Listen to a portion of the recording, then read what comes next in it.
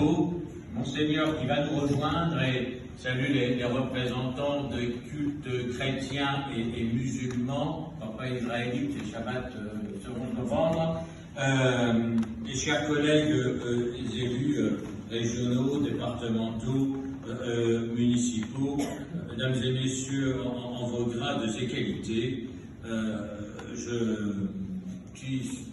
vous remercie d'abord d'avoir participé à cette célébration du 105e anniversaire de l'armistice.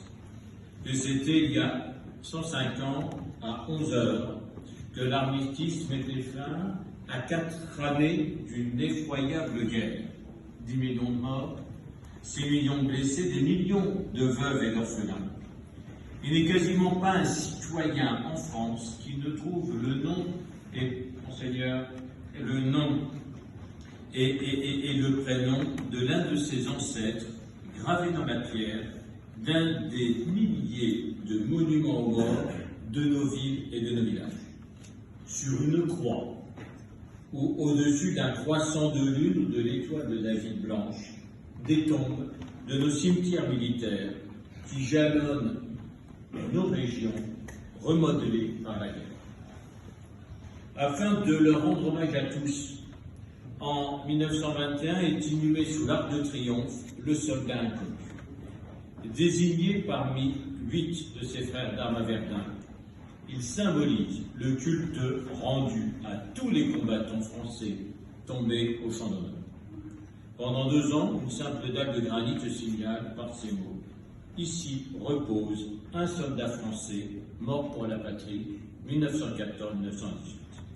Le 11 novembre 1923, donc il y a tout juste un siècle, la flamme éternelle est allumée auprès de lui par André Maginot. Elle veille sur nos mémoires, elle veille sur nos morts. Elle est à Metz aujourd'hui, nous l'avions, devant le monument aux morts. Quel symbole! Elle éclaire nos consciences, nous invite au recueillement. Elle éclaire aussi notre territoire ô combien symbolique de ce déchirement. Annexée, la Moselle devra attendre 1919 et le traité de Versailles pour redevenir entièrement française après presque un demi-siècle d'annexion. Elle sort meurtrie de ces décennies d'annexion et de ces années de guerre. Son sol a accueilli les corps mourants des soldats des 2 camps, les larmes de leur mère, les cris de leurs frères d'armes. La Moselle y a perdu, dans cette annexion, son élite intellectuelle, son université, sa cour d'appel, qu'elle ne retrouvera que plus de 50 ans après le retour à la France et pas dans leur plénitude. Elle hérite d'un droit local, d'un certain nombre de particularismes et de particularités, et surtout de terreau, de l'Europe, de la coopération. Parmi ces particularités, on peut citer le monument aux morts de Metz, sur lequel nous étions. Anonyme de nom, anonyme d'uniforme, anonyme de guerre. Seul un sort aux enfants de Metz, morts, victimes de la guerre. Accompagne cette mère en pierre de Gaumont, portant son enfant mort, nu dans les plis de sa robe. Le monument inauguré en grande pompe par le président de la République, Albert Lebrun, en 1935, a connu les revers de la guerre et de l'annexion, de la deuxième annexion lors de la Deuxième Guerre mondiale. Dépouillé de ses symboles français, il n'en représente pas moins aujourd'hui toute la force de la dignité, du deuil et du souvenir.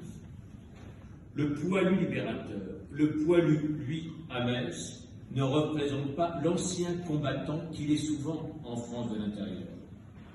En France de l'intérieur, il est le combattant du cru. À Metz, non, bien sûr, puisque Metz était sous le joug allemand pendant la Première Guerre mondiale. À Metz, le poilu est célébré pour être le libérateur qui nous a enlevé le joug prussien. Ces monuments ont été conçus pour que personne n'oublie les jeunes enfants sacrifiés de la France, les jeunes Mosellans alsaciens sacrifiés pour un territoire. Ils ont été érigés pour que jamais ne se reproduise cette boucherie et pour que la paix retrouvée perdure.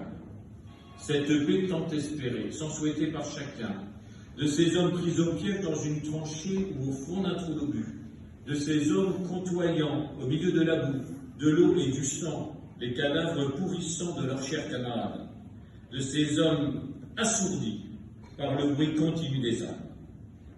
Cette paix espérée pendant 4 longues années par des soldats épuisés que seul l'espoir retenait. Leurs écrits sont poignants. Le 28 janvier 2015, un combattant prénommé Étienne couche sur le papier cellule. Voilà 6 mois bientôt que ça dure. 6 mois, une demi-année qu'on traîne entre vie et mort, jour et nuit. Cette misérable existence qui n'a plus rien d'humain. Hier ou avant-hier, au rapport, on a eu des lettres de prisonniers